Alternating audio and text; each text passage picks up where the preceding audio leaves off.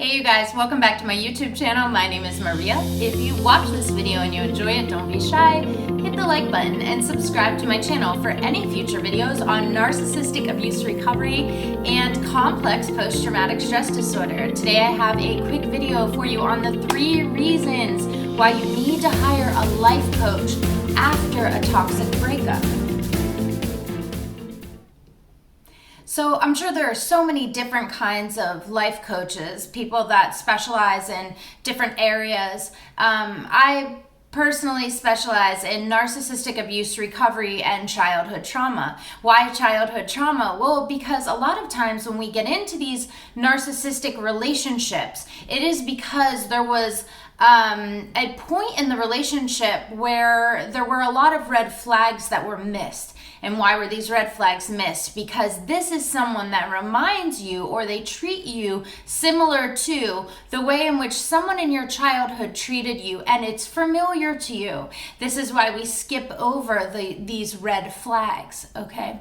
So my specialty is in narcissistic abuse recovery. I also work with people that suffer from something called complex post-traumatic stress disorder, which is the aftermath of narcissistic abuse, the way in which our brain is dysregulated and what happens to us after long-term emotional abuse.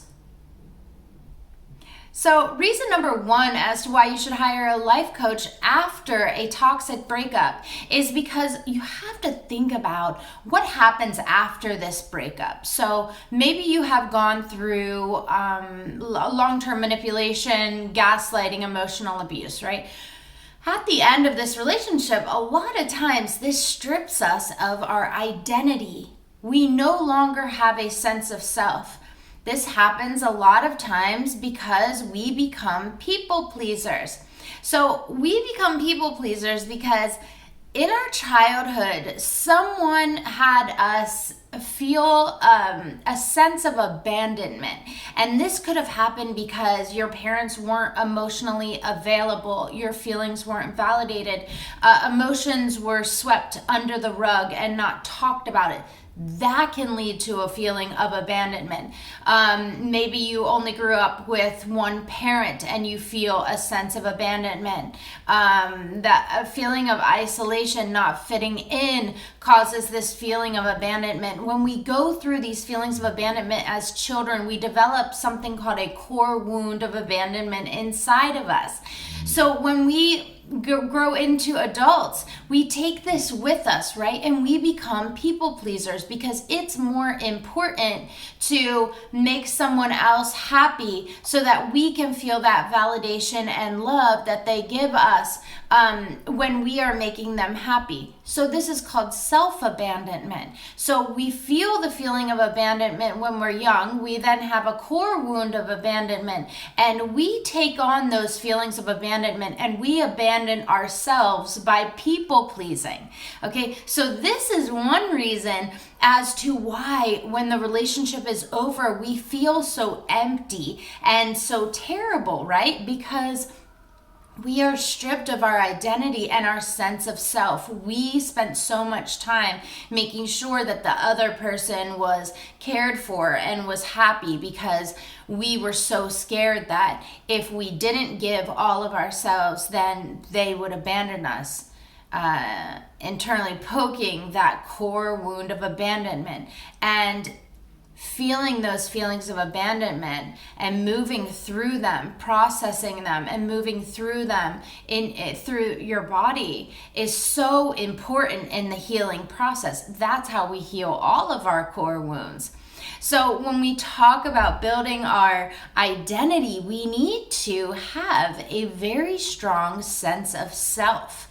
So coaching allows you to develop a strong sense of self. From that strong sense of self, you are able to have boundaries in your life. So when you can know who you are and what you deserve, you can create boundaries that illustrate what that idea is, what it is that you deserve, what you want for your life, what is going to keep you in your window of tolerance. Okay, so once you have a strong sense of self and you have these boundaries in your life, then it's just a matter of speaking your truth, speaking your boundaries, and being confident in the decisions that you're making. You no longer will be self-abandoning. You will be showing up for yourself because you know who you are. So the second reason as to why coaching may be beneficial for you after a breakup in a toxic relationship is because coaching shines a light on the dark spots, the areas in your life that you may want to change. So like we talked about, when things happen to us in childhood, we then get into relationships that mimic those things, right? So whatever it may be, like we were talking about, your emotions weren't validated. You get into relationships with people that are not emotionally available. So you may get to the point where you're like, I don't ever want to be in a relationship like this again. Why do I continuously get into these relationships? And you get curious about it, like, I literally can't deal with this again. So coaching shines a light on why are you getting into these relationships. Let's rewind, okay? Let's go back to childhood and figure out what narratives were placed on your life, or what was told to you, or what this negative inner critic, who this negative inner critic was in your childhood, right? Because these negative thoughts that we have, like, I'm not worthy, I'm not good enough, I'm never going to get a good job, I'm never going to be in a healthy relationship, these were outside voices. These attached to your character, to your identity. You can detach these. These are narratives that are actually false. So it's about shining a light on the areas of your life that maybe you want to change. Maybe these are areas in your life that you think are normal because that's how you were raised. But someone asking you the right questions may set off a light bulb in your mind, like, wow, this actually wasn't normal. How can I rewind and detach the false narrative that was put onto my life so that I can be my authentic self without that false narrative involved?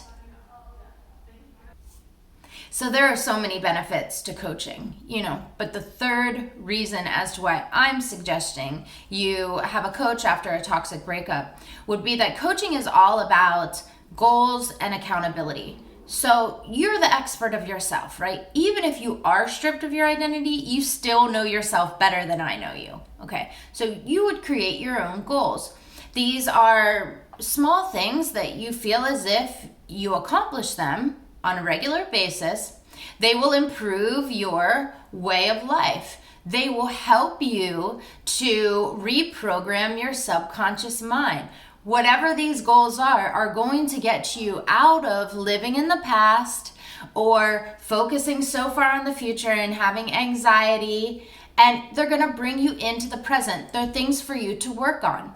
So if we can accomplish small goals each week, then that feeling of accomplishment, we take a moment and we feel that feeling, okay? Because the whole point is we need to feel our feelings, right? So we feel that feeling. When we feel it, we attach it to our nervous system. We want our nervous system, our body, to feel different feelings than it feels right now. Just like our subconscious mind. Like if you want to reprogram your subconscious mind, you tell yourself thoughts that are better than how you feel. So instead of saying, I am not worthy, I am never going to get that job, I'm a loser, saying, I can do this, I am going to get that job, and giving your mind evidence as to why you can do things. So this takes time to build up that file folder of evidence as to why you are not a loser.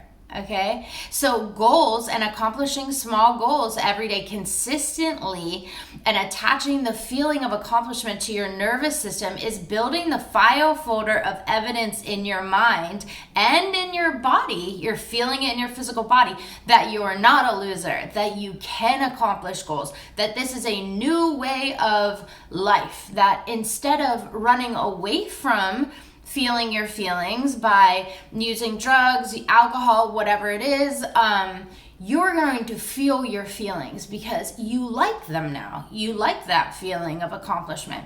You attach that to your nervous system. The more you do this, the more you're going to want to do this. Your coach is going to hold you accountable for those goals. They'll be there for you for the goal setting, and they'll ask you about how did you do with your goals this week? What did you accomplish, and what did you struggle with? And also be there to celebrate all your successes. Thank you guys so much for watching this video. I hope you got something out of it. If you did, don't be shy, hit the like button and subscribe to my channel for any future videos on narcissistic abuse recovery and complex post-traumatic stress disorder. And as always, I wish you all the love